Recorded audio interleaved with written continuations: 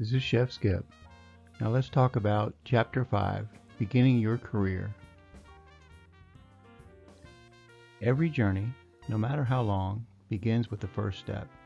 You've taken the first step by choosing culinary arts as a career path. The job search. Where to find jobs? Employers recruit graduates. Employment ads, networking and personal contacts, community and school placement agencies, employment agencies, online job advertisements, job fairs, youth work studies and internships. Students who find a job while they are in school have a head start when they are ready to work full-time. Finding and keeping a job helps develop both personal and career skills.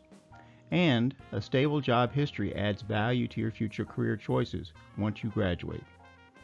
Job hunting can be exciting, fun, and a little scary. The job market is the ideal place to tell others about your abilities, talents, and dreams, but you have to learn how to present yourself.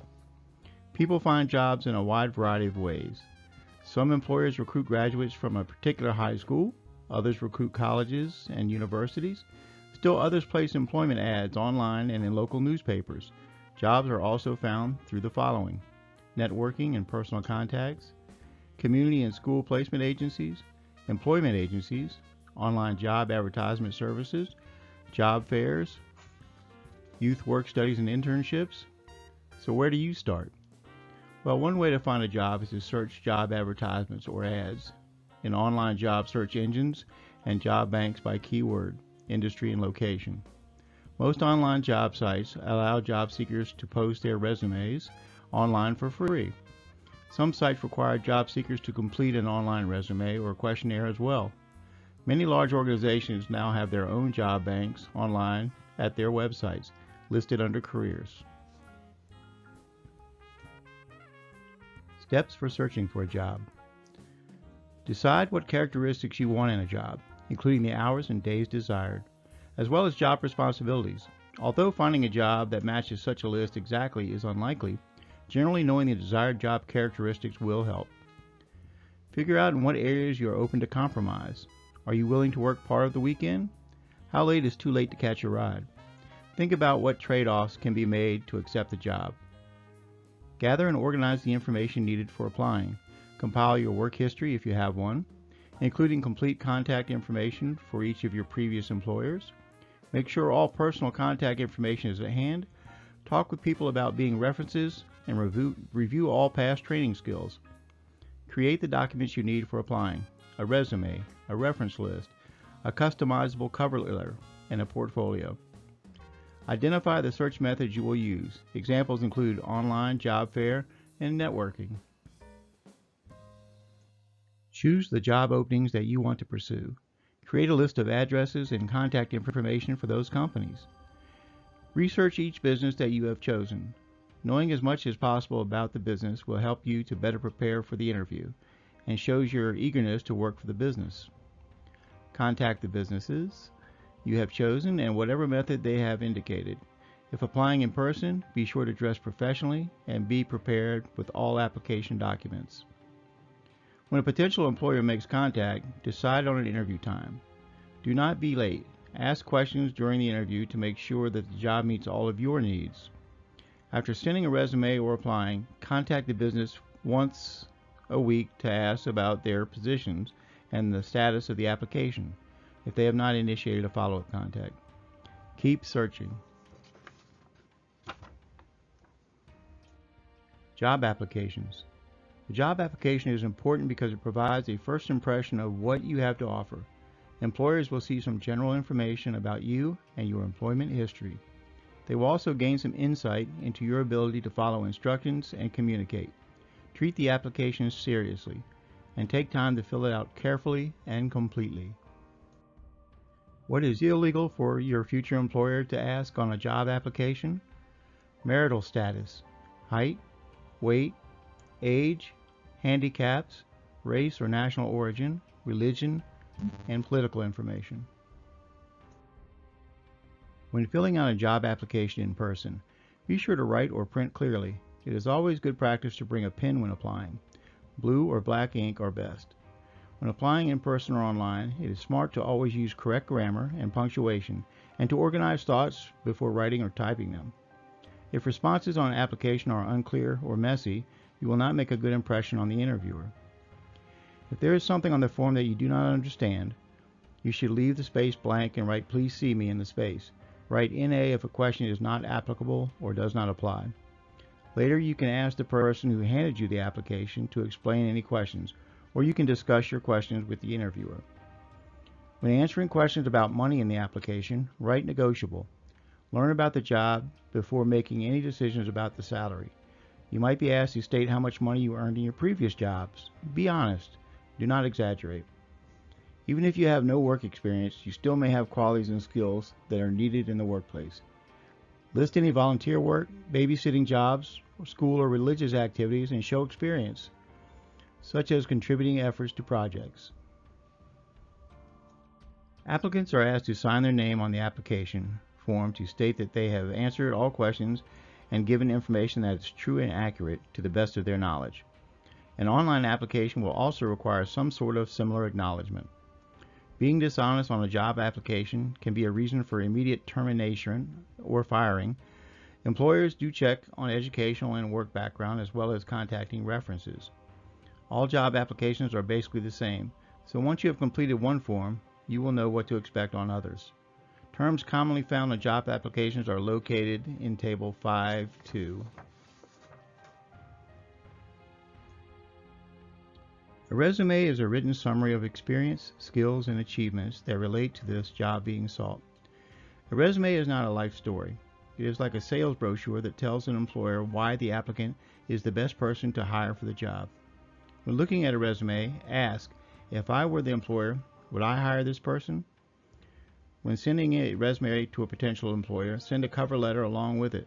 A cover letter is a brief letter in which applicants introduce themselves to an employer. Depending on your interests and focus, you might create a portfolio, a collection of samples that showcases interests, talents, contributions, and studies. A portfolio display is an applicant's finest effort and is a good self-marketing tool to show potential employers. It can also show relevant courses, transcripts, certifications, and licenses the applicant might hold. If an employer likes a cover letter and resume, the applicant may be asked for a job interview. At the interview, that applicant meets with the employer to discuss qualifications for the job. This is the applicant's opportunity to show his or her stuff in person to the potential employer. Do everything possible to make the interview a success. The first impression to a potential employer will make the strongest statement about an applicant. Resumes and cover letters or cover messages will be remembered if the interviewer likes what he or she sees in the interview. Key points for a great first impression. Punctuality. Arrive on time. Arrive 15 minutes early. The first rule of business etiquette is to arrive at an interview on time. Plan to arrive 15 minutes early in case something slows you down. Applicants with good personal hygiene who look neat and clean give the impression that their work will also be neat and clean, and you do not have to wear expensive clothes to have a good appearance. Wear clothes that are clean and appropriate for the job for which you are interviewing. If a student is applying for a back-of-the-house job, he or she should wear chef pants or checks and a chef coat so the interview knows that the applicant is serious and has appropriate clothing in all cases. Avoid hats, t-shirts, jeans, sleeveless or midriff tops, sneakers and sandals, and excessive jewelry or makeup, and strong perfume. Remember, the key to avoid wearing anything is in excess. If applicants smile and are enthusiastic, it suggests that they will do their work with that same attitude. Remember, the ability to smile and stay calm under pressure is necessary for a successful career in any area, but particularly in food service. Do not worry about being nervous. Most interviewers will see through the nerves and determine that you are a person who takes a serious attitude towards work. Good manners are the basis for business etiquette. Saying please, thank you, and excuse me all show good manners. If you are considerate and thoughtful, the behavior implies that you will also act that way around coworkers and guests, and excellent customer service is expected in a restaurant and food service industry. When meeting the interviewer, remember the following. Smile, extend your hand to shake, and exchange a friendly greeting. Always call the interviewer Mr. or Ms. as appropriate. Wait until the interviewer invites you to sit down before you sit, and then sit up straight. Do not slouch or sprawl out. Avoid nervous fidgeting such as playing with your hair or tapping a pen. Make eye contact and look alert. Pay attention and practice effective listening skills. Think of a job interview as a chance to visit a workplace, to learn more about an interesting job, and to meet new people. It is important to make a good impression, but it is also important to be true to yourself. Job interviews can last about an hour, depending on the job level. Most interviewers try to help applicants relax and feel comfortable. The potential employer will ask questions to get to know the applicant better and to see whether the applicant's talents would be a suitable match for the job available. The potential employer has a job position to fill and wants to hire someone capable of doing the job or learning it quickly. The interviewer also wants to know whether the applicant will fit with the restaurant or food service team and the organization as a whole.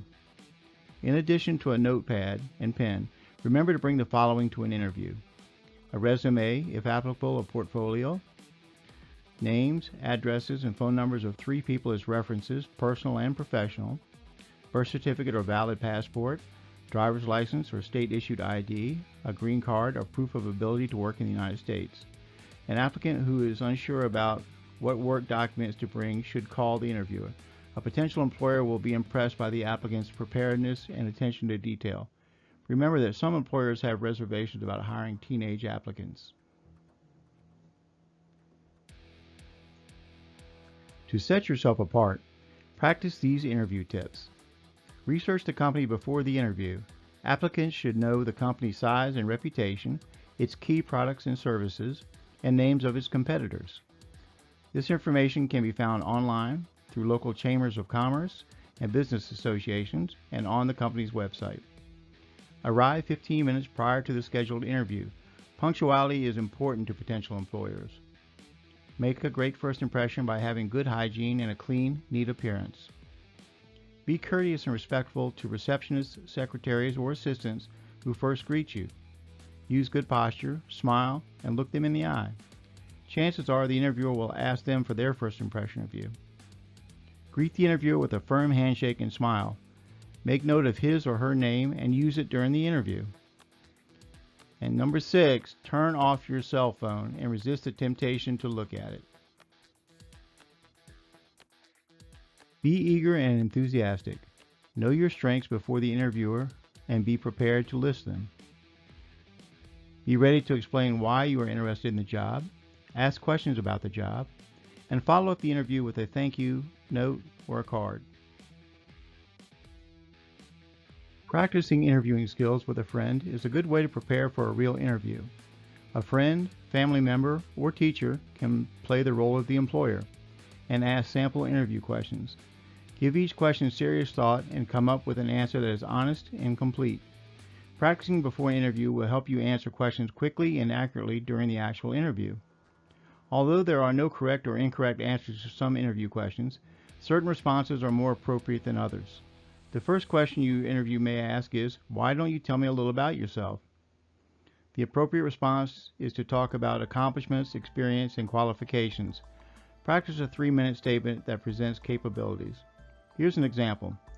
My name is Anna Johnson. I am looking for a job that will get me started in my professional food service career. Currently, I am a junior at Easton High School, enrolled in a program that teaches both food preparation and business management skills. For the past 3 years, I have been a server in our school cafeteria, the Crème Café, where I also work as kitchen helper. The chef has even used some of my original low-fat dessert recipes. I am a good team player, and I am dependable. My grades are above average, and I really enjoy working with people. My goal is to be a restaurant manager someday. That's why I thought this position as a part-time server at the Connecticut Cafe would be a great opportunity to move up the career ladder. Although interviewers may ask different kinds of questions, they all can be categorized as closed questions or open-ended questions. Closed questions can be answered with a simple yes or no, or with a brief factual statement. Open-ended questions encourage job applicants to talk about themselves, making them feel more comfortable and giving the interviewer more important information and valuable insight about the applicant.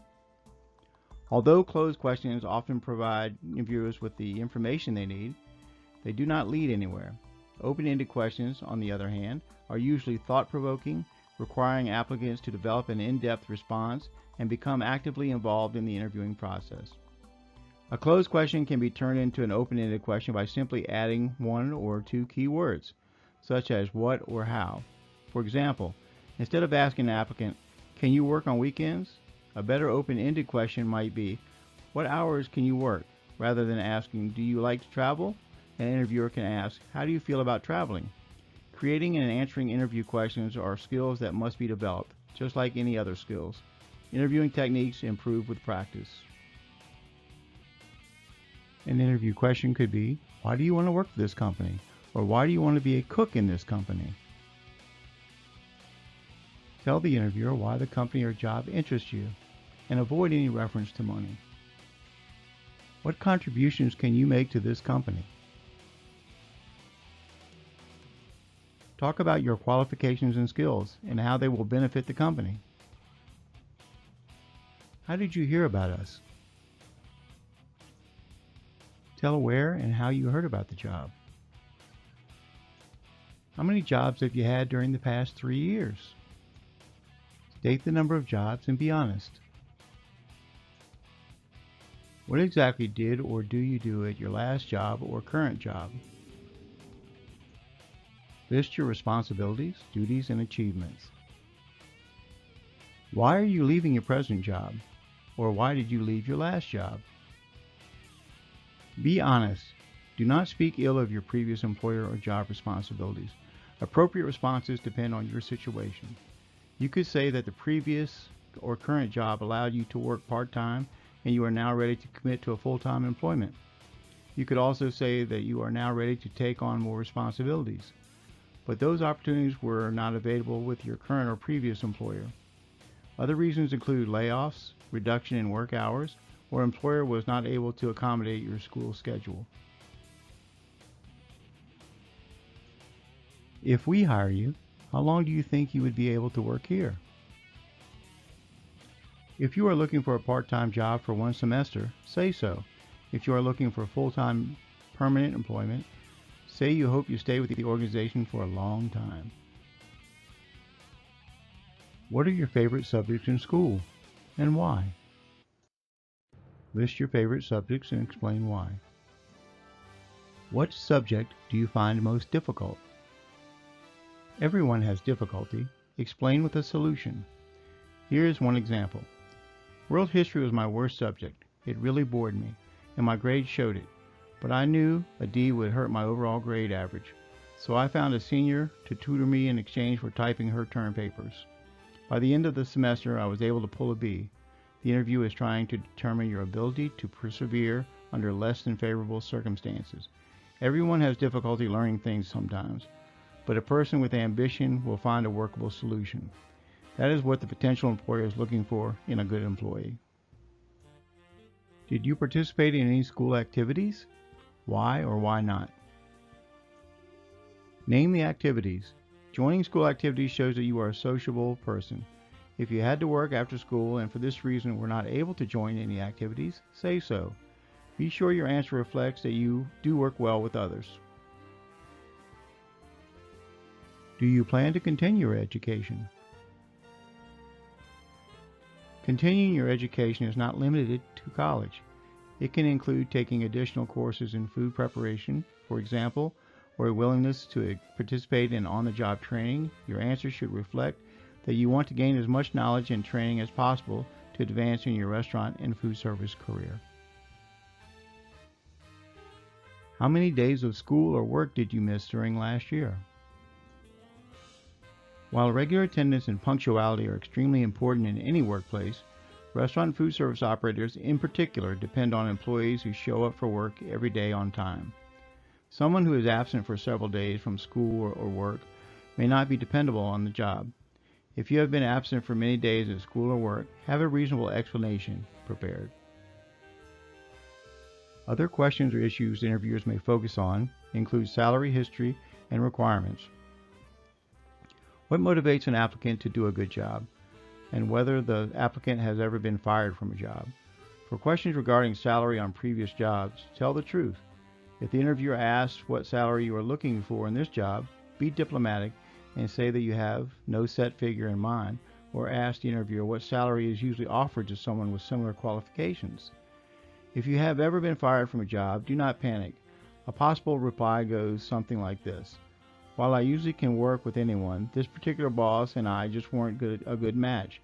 In spite of my efforts to work out the problems, applicants should always remain positive about the reasons they are no longer with an employer. Avoid talking negatively about previous managers and coworkers.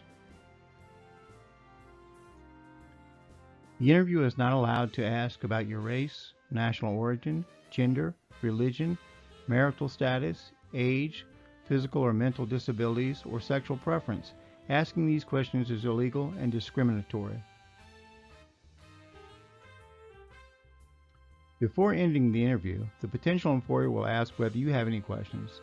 This is your chance to make sure the job is the right fit for you and show your confidence. Here are some questions applicants might consider asking the interviewer. Is this a new position, or would I be replacing someone? Was the person who previously had the job promoted? This is very important for a full-time job.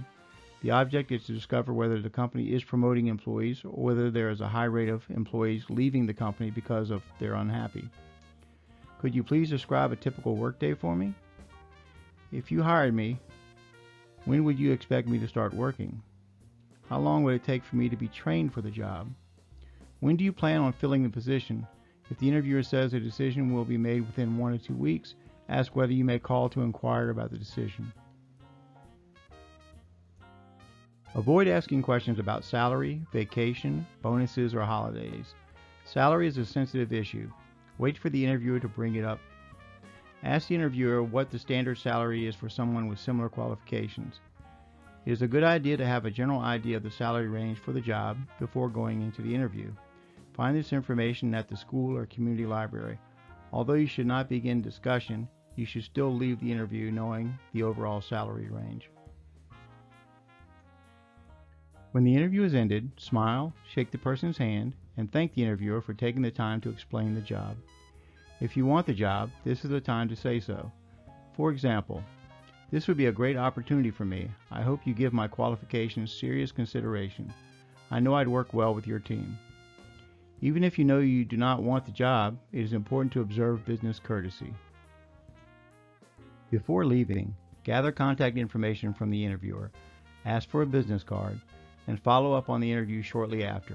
A simple thank you can make an applicant stand out from the crowd of job seekers. In today's business world, an email arrives much faster, but handwritten notes are acceptable as well. It is a good idea to write the thank you as soon as possible after departing the interview. This proves to the employer that the applicant really wants the job. A thank you note is found on page 85. The note should be short. Confirm a desire for the job, reinforce your qualifications, give a time to follow up with a phone call, and include an offer to meet with the potential employer again to answer any additional questions. Ending the note with a sentence that encourages the potential employer to call is a good marketing idea. Most people read the beginning few sentences and the last sentence before reading the body of the message. If you did not get the job, you can ask the person for constructive feedback on interviewing skills, or ask the interviewer what you could do to get more experience and training.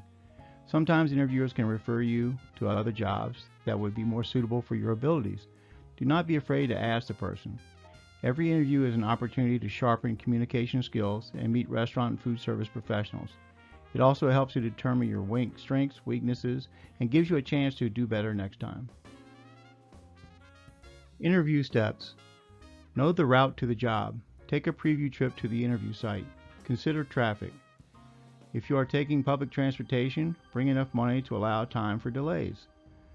Know what materials are to take. Review important interview questions and responses. Practice aloud. Bring a pen that writes clearly and a clean notebook. Write down the name, address, and telephone number of the interviewer. Give yourself enough time to get ready. Get a good night's sleep. Arrive at the interview 15 minutes before the appointment. If you are going to be late, call the interviewer. Good luck and relax. During the interview, turn off your cell phone. Smile. Look interested and pay attention. Sit with your back straight and lean back in the chair. Practice good listening skills. Never say unkind or bad things about previous bosses or coworkers. Be an interactive participant.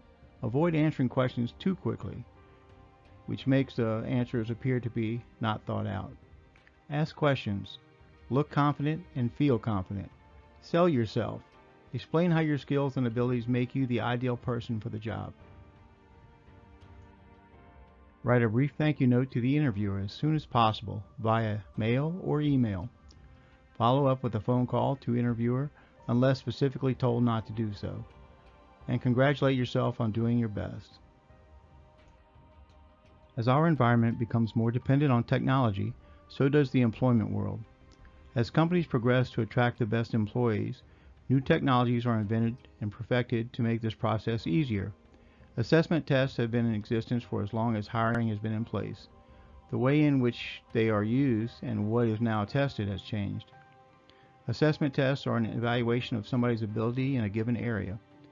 Assessment tests today are usually executed online to test on the things that are important to the organization and your success within the organization. The questions are as simple in nature and usually written to ask you about how you might handle the functions of the position. They allow the employer to get an understanding of who as an individual as well as your decision-making process. Sometimes culinary employers will have applicants demonstrate cooking and baking abilities, but most assessment tests look to test you on 4 other subject areas. IQ tests look at your level of intelligence, important for complex positions. Aptitude tests, broad questions that assess your overall disposition. Psychological tests attempt to assess the individual as an abstract, looking for key organizational behavior factors. Skill tests help indicate the ability of the applicant to meet a minimum qualifications on specific job tasks. Keep in mind that not all 4 areas will be tested on every assessment you will take in the course of your career. The requirement for most assessment tests, by law, is that each question is related to a requirement of the position you are applying for. In all of the assessments, the questions are generally standard for all applicants. The key is to truthfully answer all questions to the best of your ability. There are typically no right or wrong answers. The testing agency, in conjunction with the employer, has decided on the preferred answer to these questions, based on model individuals within the organization who demonstrate the traits the employer is looking for to duplicate or replicate in future hires for the organization. So, now you know that getting a job early on can jumpstart your career, but a culinary education will provide the foundation for your professional future. Remember that your education has a substantial impact on the types and levels of positions for which you might be considered.